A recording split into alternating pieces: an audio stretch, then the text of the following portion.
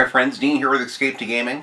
Finally, I'm going to get on with the rest of my game collection. I'm going to have to break it down in sections. Now, initially I was going to do a PlayStation 1, PS2, and a PS3 collection video all in one, but after counting my games this morning, I said, God, this is going to be a really long, I don't want to do another hour and a half, long video. So I'm going to break this up into just a PlayStation 1 video today, and then what I'll do is afterwards, either today or tomorrow, if I can ever find the time, I'm trying to squeeze these in when I can, I'll do my PlayStation 2 and PlayStation 3 video in the next one where I have less of each of those categories of games, and later I'll do a PlayStation 4 one as well. But anyway, getting on with my PlayStation 1, I was just talking with my good friend Mikey this morning about the PlayStation 1, how it kind of rejuvenated my interest in gaming.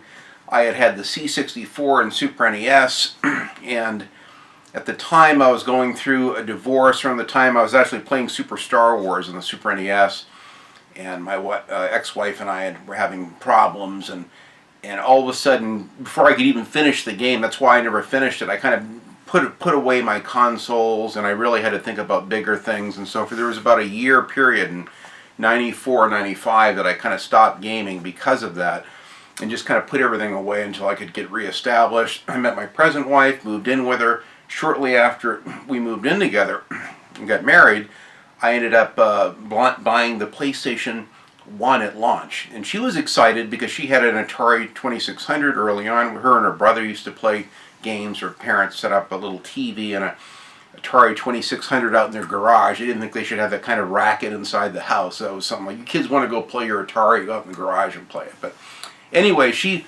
had fond memories of playing games and was kind of intrigued with it. She goes, so I hooked up my Super NES briefly and said, yeah, this is what I used to play. And she was even impressed with that. But I said, man, check out these new PlayStation 1 graphics and TV trailers they had on MTV at the Headbangers Ball late at night. They had these really wild PlayStation 1 commercials. And she goes, oh, that looks great. Let's get one of those and we'll play split screen and have fun. So we did. Went down to the Orange Mall in Orange, California, bought my first PlayStation 1. A few days after launch. It had been out a few days. I think I had to wait until that Friday night or something to get it. But it's basically the first week at launch. Bought 4 games. Some of those I have here, and I'll show them. Now, one of the very first games I bought was Twisted Metal. And I've bought this game several times now. I had the original tall box, which I absolutely loved. This is the game that sold me on the PlayStation 1 over the fantastic Panasonic 3DO, which I loved because I was really perplexed. I was in there for like an hour trying to decide between reading the games. A lot of them had the same games. They had Shockwave Assault, Return Fire, Road Rash, games like those, but they didn't have Twisted Metal. Only PlayStation had this, and I read this, and oh my God, this looks awesome. You are what you drive. Look at these cars, and they showed this one cockpit view here of inside the cockpit, and that was that little inset, that picture. I said, that's it. I've got to get the PlayStation. This is the future. This is what I want to do. I want to be able to have this interactive experience driving the cars in LA, which I lived in at the time, and so it was very exciting. So anyway, I paid about $20 for this, $21 on eBay a couple years ago, and I'm so happy to have the original tall box back in my collection. I'm going to be getting a few more of these. Just recently, I got my friend Steve told me that, Dean, on eBay there's someone selling the original box and manual for your Return Fire game, which I had. This is a fantastic game, also on the 3DO at the time. I saw this factory seal going for over $350 on eBay, plus shipping, if you can believe it. It was insane. This is the only game that I have left from the 90s, my original Return Fire game, which I had taken the old manual, which you can see here, and I cut the cover down to fit and put it in an old jewel case. This is one that I sent to Classic Game Room. They actually have their little sticker on the back as it was categorized and filed away in a shelf. And I asked Mark Bussler for it back because I could see how expensive it was getting. I didn't even care about the original package. I just wanted the game back. He gladly sent it back.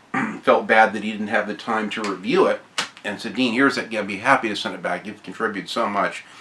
So I finally have the game reunited with, it doesn't have the foam, but it does have the factory manual in a beautiful box. I restored this box and put some double stick tape to fix the edges that were coming undone on it. And it's a wonderful game. Highly recommended. One of the coolest little games. Really great licensed classical music with it. It's really a great game. Agile Warrior F111. This was another early game that I bought. It had the tall box. I bought this for like $1 at my neighbor's yard sale. It had this giant sticker over the top of it. And I lovingly used my rubber cement thinner trick. Took it off. You'd never know it was there. Beautiful thing. A wonderful game. Kind of an arcade-like game like you'd see back in the arcades. Here's the wonderful foam that came with it.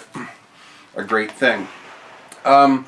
This game is a really good game. Very surprisingly difficult at points, but really well done. Huge, epic explosions. The music would get you riled up. It had custom soundtracks to where I would put in King Diamond and a lot of my favorite heavy metal tracks you could burn while you're playing the game. You could rip your CD in there and listen to your favorite music while playing this game, which I thought was pretty cool. PlayStation 1. One of the very first games, I think it was the second week I went back and bought more games, was Need for Speed, the Road and Track. It's actually called Road and Track Need for Speed. The very first Need for Speed game. I just a week ago found this, all complete. The box is a little tattered, but you know what? It's complete. The disc is in excellent shape. It's got the manual.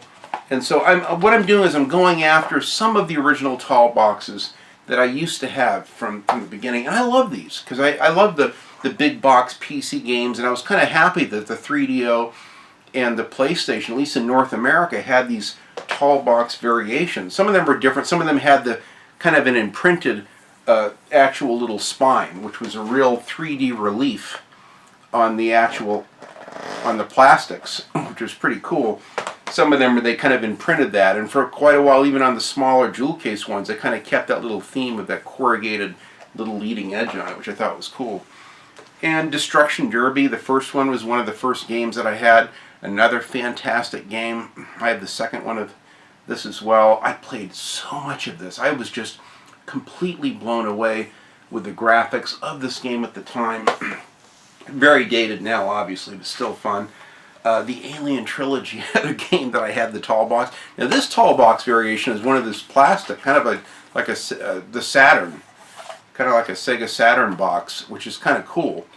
I just found this when I went to San Jose to a wonderful little a gathering of gamers there. They were selling a lot of retro stuff, and it was so cool to have this back in my collection. Now I also had this on a jewel case I got for like $1 at my neighbor's yard sale. He took all of his tall box games and had put them in jewel cases.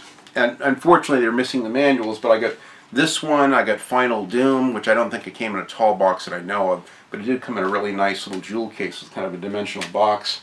Mech Warrior 2, Shockwave Assault, which I had. In fact, I want to find the tall box of this and of Road Rash. So I'm close, maybe another 3 or 4 tall boxes. Psychic Detective, if I could afford it, very expensive. I've always wanted to play that game and remembered it at the time.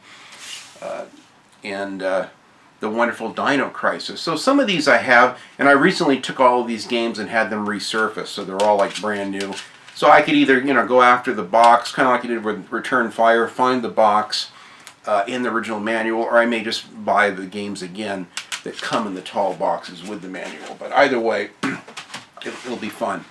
Getting on with my other games and racing games, where I just showed you the Need for Speed 1, I had to have Need for Speed 2. I bought this the day it came out. It did not disappoint. Wonderful cars, wonderful music and graphics. I really like the music and the theme, the feeling. The 3D worlds and polygon graphics that the PlayStation 1 offered is what really turbocharged me to get back into gaming. I mean, I loved it back on the Super NES and C64 days. But the kind of the 3D worlds and environments that we raced through or played through, or shooters, whatever, is to me what made the PlayStation 1. And I have friends of mine today that are a little bit younger and grew up, and they just don't get the attraction. And graphics are so stale. I don't know how you can get into these old 5th gen games. And for them, maybe they've started off on the PS2 or the original Xbox or GameCube, or even the Dreamcast. But for me, the PlayStation really was where gaming was like at a quantum leap. More 3D worlds, more polygons, with the ability of the CD-ROM type games, and they have the full motion videos and the music, everything was great. This did not disappoint. I am an enormous fan of this Need for Speed 3 Hot Pursuit. Fantastic menus, just the HUD, everything was really polished in this game. This is a wonderful game. This is where they introduce more cops, spike strips, fantastic music. I probably played this the most. I thought the first Need for Speed I played quite a bit, as well as the second, but this one really, you could see a quantum leap with the graphics, the graphical presentation, smooth gameplay and racing. Very fun. I love this game. And then right afterwards I got the High Stakes, Need for Speed High Stakes, another wonderful game. Now I never had the Porsche Unleashed. I want to find that if I can find it. I'm not a big Porsche person. I mean, I like them. I've driven them, but just because it's the only game that I don't have in the entire series, next to the one that came out a year or so ago that was an online only. I won't touch that one, but for ones that are offline games, this is one of my favorites. The graphics were even better on High Stakes, wonderful presentation, great licensed Ferraris and Porsches and other cars, a wonderful game. The First Driver. This game, to me, I played this before playing, the GTA games. I never played GTA 1 and 2 until GTA 3, but for me, open world games started with the Driver series. What a wonderful series. I was laid up in a horrendous head-on collision back in, I think it was October of 2000, 99, 2000 and there. And the only games I had at my mother-in-law's, I just brought a couple games on my PS1. She had a little 19-inch TV up in the bedroom up there because it was close to the hospital where I was being treated.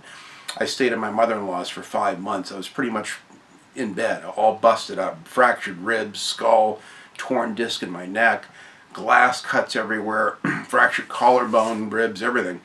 And so here I should be probably doing something peaceful and resting. What do? I play more racing, driving, collision games like Driver, And ironically, around the time of the wreck was when Driver 2 came out. So I replayed this, and then I played this, both of these all the way through, completed every mission. Fantastic games. These are some of my most beloved games, and they got me through a really tough period in my life, both of the Driver games. And I have some of the other ones too, Driver 3 and Parallel Lines, certainly, and even Driver San Francisco, and Renegade for the 3DS XL. Vigilante 8, another wonderful game. First I played, the Twisted Metal games, 1 and 2 and all that, but this game didn't disappoint. I love the opening little cutscene for this. Great graphics, really fun little sound designs, and they took a different spin on Twisted Metal, but I really liked it. I think there's a sequel to this, which I'd like to have. In fact, I got a sticker on here. I got to remember to remove that. That's like the first thing I do when I get these games. I immediately take all the stickers off. Occasionally one will slip through the cracks, so I'll set this one aside over here so I'll remember to get the sticker off it. Wrecking Crew. This is one I picked up maybe 6 months ago or more, but I've never played it, but it looks great. It looks like kind of a car combat Twisted Metal game. I have watched some gameplay videos since then, and it looks fun. I love the artwork and the cover on it. I thought I'd give it a chance. Test Drive. Now, I just mentioned in a recent video I did that I love the Test Drive series and had played all of them on the C64 at the time.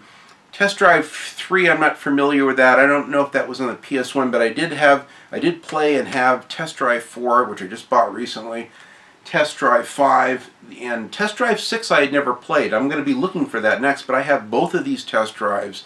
These are great arcade games. A little hard, kind of dated to go back and play now, very frustrating and quite challenging. These are not easy games, but very fun. And what's nice is that both of these started introducing muscle cars. These were the first games that really introduced real muscle cars. Before it was all exotic, so Vipers and Corvettes and Jaguars and all that. So it's kind of nice to have a return to the old school muscle cars. In fact, they had a ZL1 Vet, which at the time I played these, I had a 72 Corvette, so I always played that silver ZL1 Corvette. It just reminded me of my own car. I even had the same big block hood, everything on it. So these games really catapulted me into racing games, and realistic ones at the time. I mean, they're a joke now, especially since when Gran Turismo came out. Games like those were really kind of passé, but still fun. San Francisco Rush, I've heard this one's not as good as I think the N64 version. but I still like it. I was happy to see that I could get this game and at least play it on the PlayStation 1. It's just not quite as polished as the arcade ones that I did remember playing quite a bit of. And I never had a chance to play the N64, but looks like a fun game. Powerboat racing, kind of, it was like I paid $1.50 for it or something. It looked nice. It looked like it had decent graphics for its time. So I thought I'd get this. I had a wonderful powerboat racing game on the C64, so it kind of reminded me of that. 007 Racing, I love the car. I donated a $165 die-cast Aston Martin to Classic Game Room, which Mark Bussler reviewed of this car. In fact, he broke the mirror off it, lost it. I'm like, dude, you know what that car's worth? Oh, it's okay. I pretend that gunmen shot the mirror off, which he kind of joked around about. But anyway, kind of immortalized my donation by doing a Classic Game Room review of it. But that's what it's kind of reminded me of. I love James Bond, and I had to have it. I know it's not a very good game, and a lot of people aren't real thrilled about it, but it looked cool, and I like the cars in it. Sled Storm. I love snowmobiling. I'm from Portland, Maine, and I grew up with snowmobiles, especially with my nephews and relatives that had them. So every chance I got, we went snowmobiling, and I was thrilled to see this. I never played it at the time, but it looks really good, and I've heard good reviews of it. Now here's originally I had the Ridge Racer, which was in the tall box, which I'd kind of like to get again, and I had Rage Racer. Rage Racer is probably my favorite, but this one you can't beat this R4, Ridge Racer Type 4. You get the original Ridge Racer, which you can play at 30 frames per second or 60 frames per second, which is very unusual for a PlayStation 1 game. And it's like a better version of the game with lots of extras and all that. A really great game. One of my favorite games. I put so much time into the Ridge Racer series. It takes you a while to really master the drifting. It was kind of an early drifting game, but really quite fun and great. A wonderful Namco game. I've always loved the Ridge Racer series, and I'd like to get, again, find it Rage Racer and even a tall box of Ridge Racer. Now, I don't have the first Gran Turismo, at least not yet. I'll probably get it, but frankly, oh, here's another sticker. I got to get this one off. I'll put that on my other one. But in this case is a little hammered, but the discs are in great shape. Gran Turismo 2 really was like the same game, but just more of it. More tracks, more cars, more customization, just even more. So I don't even know that I need to get the first one, although just for history, because the first one meant so much to me at the time, it'd be kind of nice to have it. But my God, the cars and tracks on this game were absolutely incredible. This game really changed my life. At the time, I was really into muscle cars and restoring cars, and they're fairly realistic portrayal of a lot of the cars that I owned or even had at the time, and how you could lower them and adjust the sway bars and spring rates. There's just so much minutia that you could do with this game. This really turned racing games around. Of course, later we get Forza on the original Xbox, which kind of took it to the next level graphically. But even still, a wonderful series. I love the Gran Turismo series to this day. I showed Destruction Derby 1. Here's Destruction Derby 2. Fantastic. Wonderful. What was the company that made this? I really like this company. Signosis, I think it was called, with a little owl on it. They did wonderful racing games. I was so impressed with the damage modeling of this. I just like doing the stock car tracks. It reminded me very much of stock car racing, but very arcadey with the jumps and all that. Fantastic series. Even to this day, it's very well loved from many collectors of PlayStation 1 games. Road Rash. That's the old Road Rash. Now, I've had this. This is the third one I bought. I've had it a couple times. I think I gave one of mine to a nephew, then rebought like our greatest hits one again. Then I donated that, I think, to Classic Game Room, and then bought it again. And now I want to buy another one and get my tall box back. But my God, my wife and I, to this day, when she thinks of video games and the fun that we had as a couple, taking turns with Road Rash was one of the best times in 1995 I had. This game and the first Twisted Metal really sold me on the PlayStation 1 and what a fantastic system it was. I mean, it's such a wonderful game. Now, this new Road Redemption coming out, it's already out on the PC, I think, but it'll be hitting consoles fairly soon, I believe. And it's a lot like this, but the simplicity, the music, the little quirky, strange little the artwork, you know, between scenes and the little full motion videos, everything about this, the wonderful licensed music and Alice in Chains, all that stuff. Or was it Soundgarden and some other bands, Monster Magnet, some other great bands on this at the time. This was like hit on all 8 cylinders. A perfect game. Even to this day, one of the best, and frankly, one of my top 10 video games of all time. I know many of you love Road Rash 2. A fantastic game. Road Rash 3D did not disappoint. Very different game. Completely different animal. But I really liked it in the 3D world. This was another early open world game. You could go, in fact, I even drew a huge map of this so I could study the map. I paused my 35-inch Hitachi with the game screen on it, with the map screen, and then I traced with tissue paper the entire map and then neatly drew it with like a Sharpie and blew it up so I could study the map.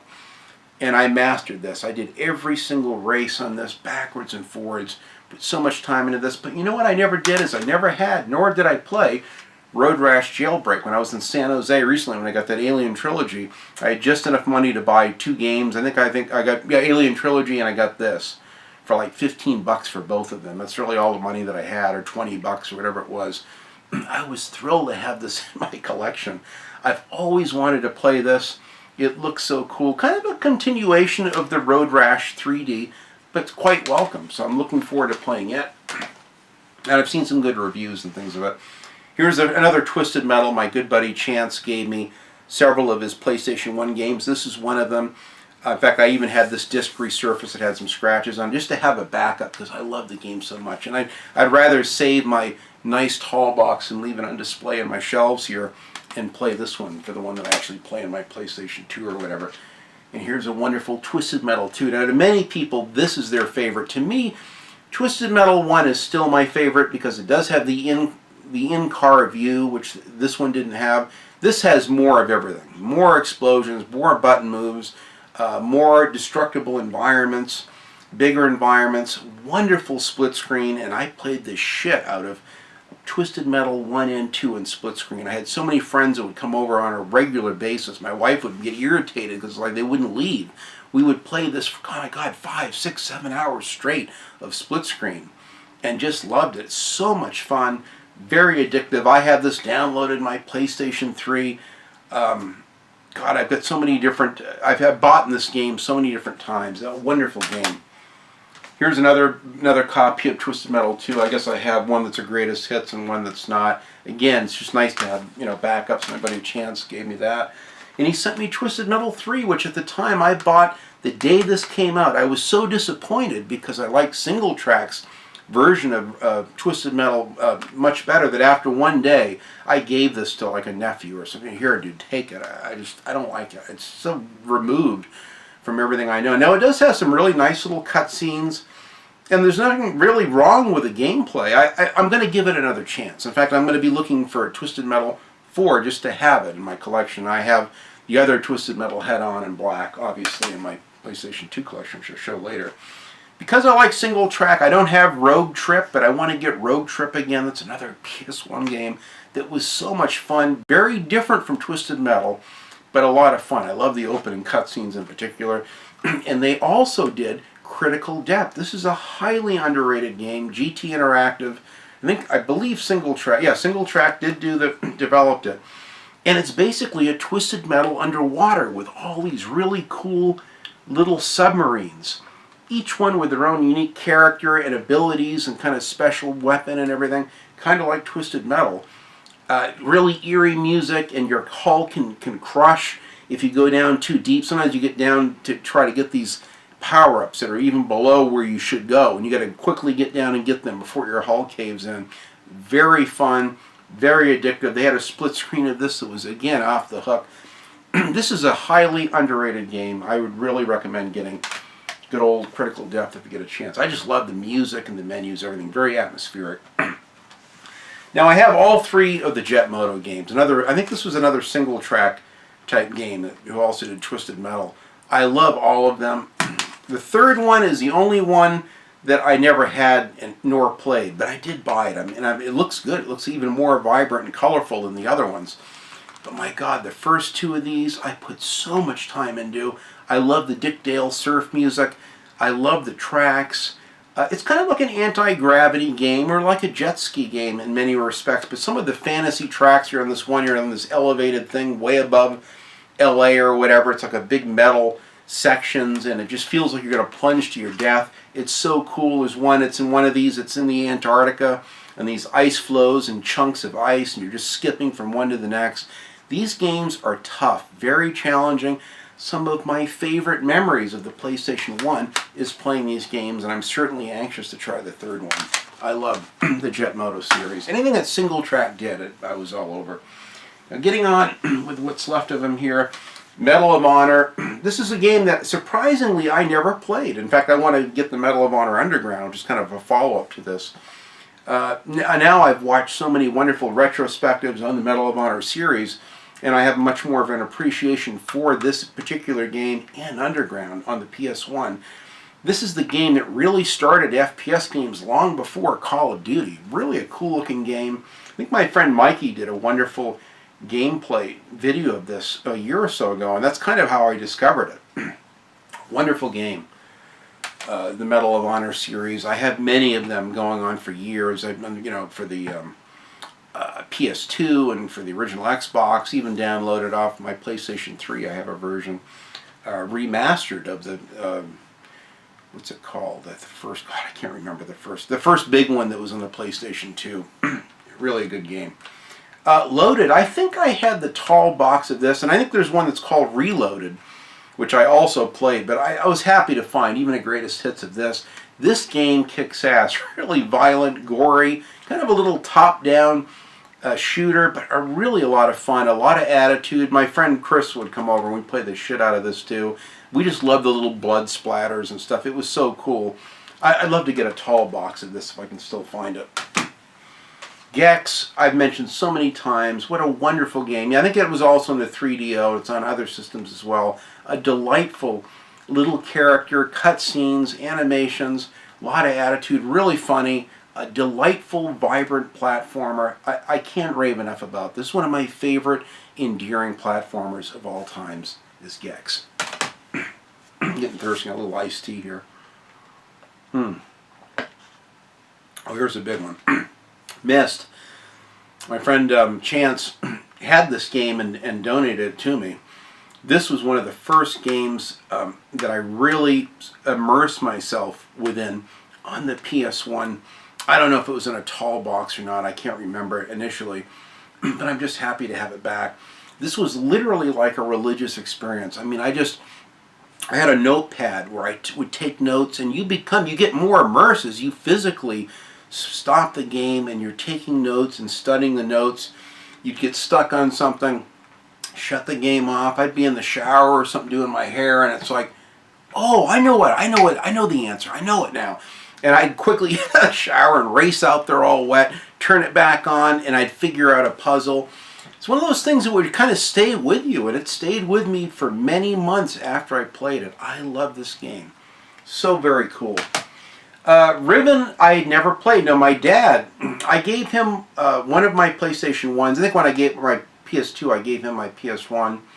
Or I had a couple of them at that time. I think I gave him one of them and then gave my daughter the other one.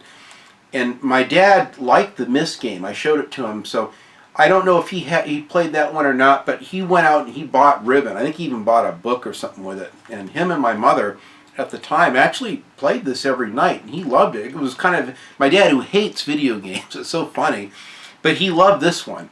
I don't know whether he ever finished. I think in the end he ended up cheating to get through it, which I chastised him for many times because of it, and probably why he's never returned to gaming since then. But I was just happy to see him, play a video game.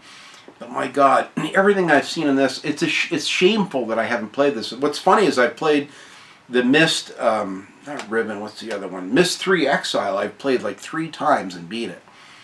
Never cheating on that one, and I've played Myst 4 Revelations, but I've never played this. I've heard that this is the best one of all of them. I am dying to play it. I've watched several wonderful retrospectives on the Myst series recently, now that the new Abduction game's out by Cyan Games. And this just looks so fantastic. I am thrilled that I finally found this It's like 5 discs too for my collection.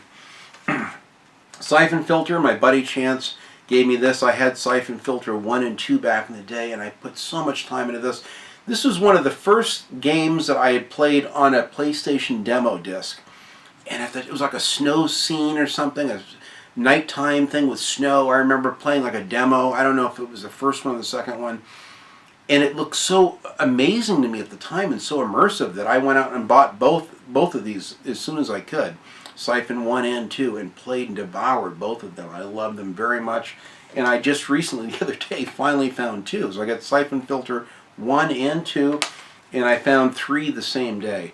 So now I've got all 3 of these games. I've never played the third one, so I'm dying to play this. In fact, it's been so long since I've played the other ones, I'm really rusty. Finding the time to go back and to play all of these is going to be challenging, but the day will come where I'm going to retire and I'm going to have a lot more free time to where I can really delve into my retro collection. That's exactly my reasoning for building a modest but realistic collection of games that I really like, that meant something to me at the time, and games that I can see myself enjoying today, whether they be, 4th, 5th, 6th, 7th gen, or 8th gen.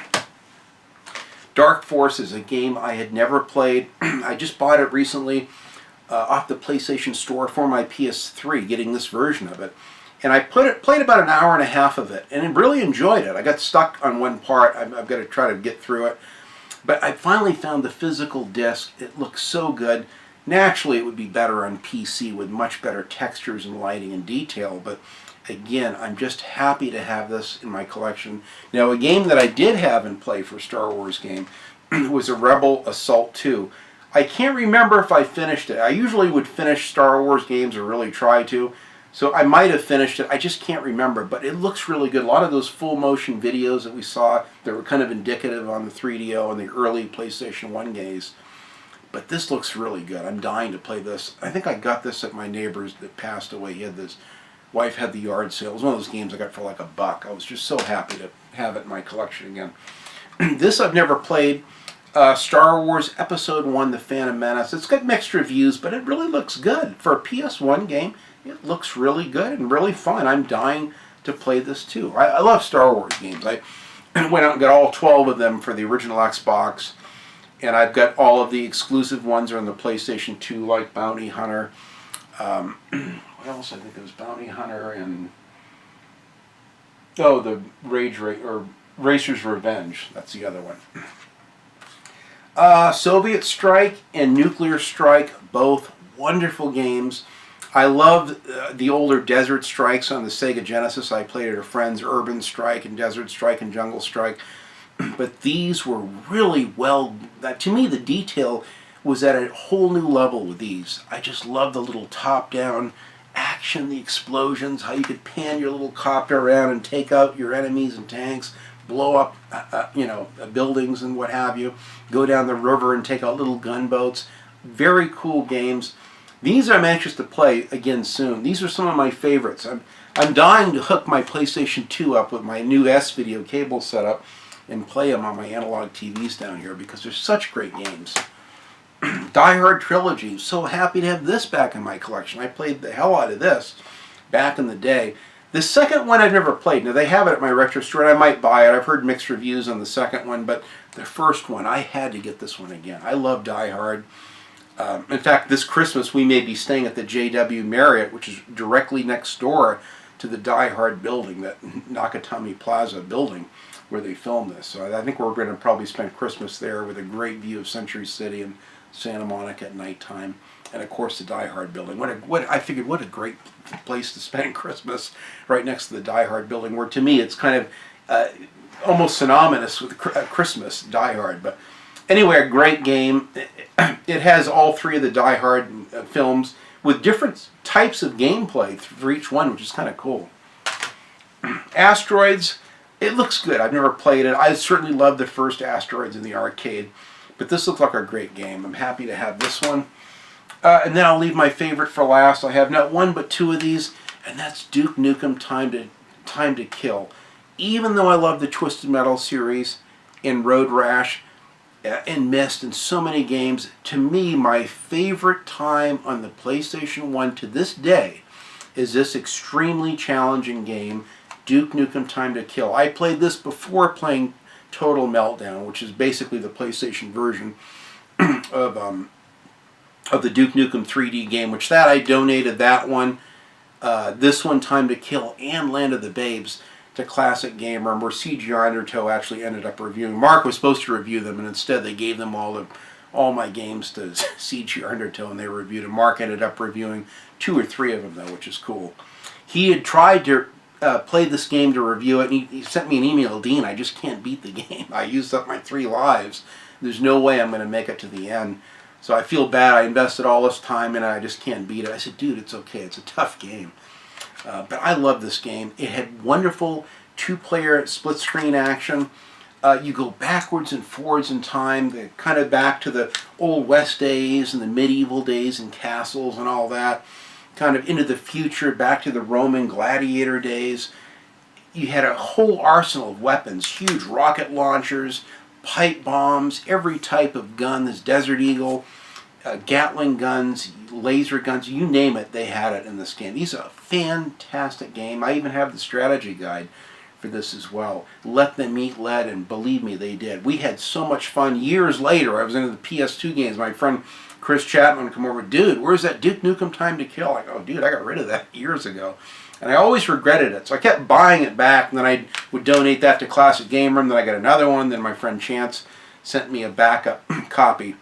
But it's a fantastic game. If you have a PlayStation 1, for the love of God, get this game. And another one which I don't have, and I need to get back, which I could 100% of this game, and its follow-up called Land of the Babes, which it had some improvements mechanically. Visually, it looked a little better in some respects and a little worse in others. Great music, but really good games. These were my favorite games on the original PlayStation. So, anyway, that's my PlayStation 1 collection. Certainly not as robust as many of the ones you'll see out there, but it's in its early fledgling stages, and I'm anxious to wrap it up. I think I've got another list of 20 to 30, 35 games, I'm guessing, in there for the PS1. If I can get half of those, I'd be real happy. So we'll see. I'm going to be, but as of 2017, this is my PS1 collection. Next, I'll be doing my PlayStation 2 and my PlayStation 3 collection. So I hope you enjoy that. Thank you so much for watching, and no matter what genre it is or platform it's on, enjoy those games.